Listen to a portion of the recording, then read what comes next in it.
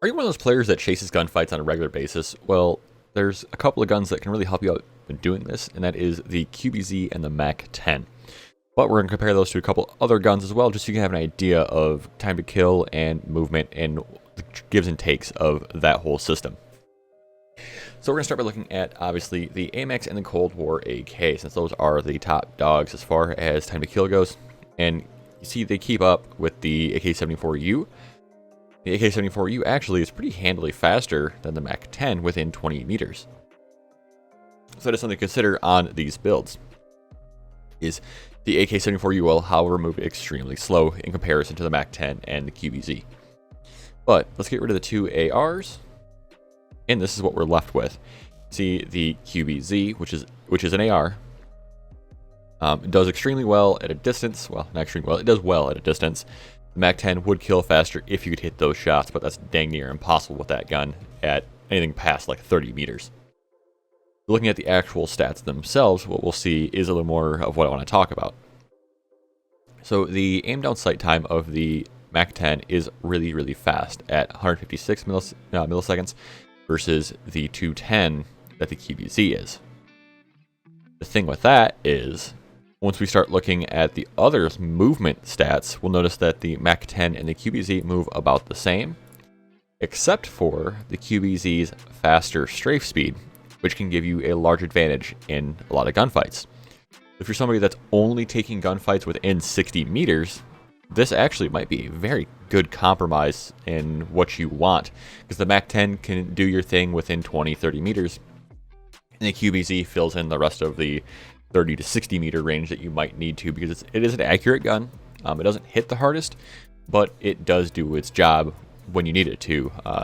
Like I said, though, it doesn't hit very hard, so that is a consideration. But guns like the Grau, guns like the M4 don't hit hard as well, and they do well, so kind of consider that. But let's take a look at a few clips, and let me show you my loadout for how I set this thing up for maximum movement. When it comes to loadout itself, this is what it's looking like. The QBZ-83 is set up with the Agency Suppressor, Infiltrator Grip, 45 round drum, the Airborne elastic wrap, and the Raider stock. Now, you could step this up to the 60 round drum if you felt like, but it does hurt your ADS time, so that's why we stick with the 45. The MAC-10 is kind of the same story. Agency, Striker Grip, 43 round drum, Airborne wrap, and the Raider stock again. Now, the Raider stock does heavily impact the hip fire, so there is that to consider, that these are basically ADS fire setup guns. Double time, overkill, and amped, of course, are what I'll be running. The Molotov and stuns are usually my go-to, either that or C4 and stuns. So let's jump into some clips, show you guys what the gameplay actually is like with these guns, and back in when we're done.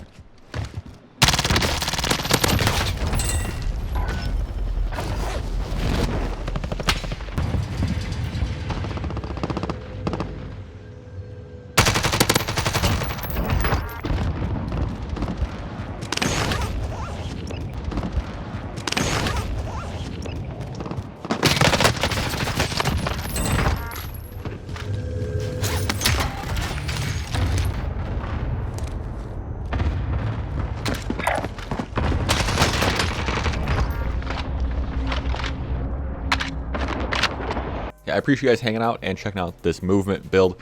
If you like this video, give it a like. If you like me, give me a subscribe. Have a good one, guys. I'll see you around.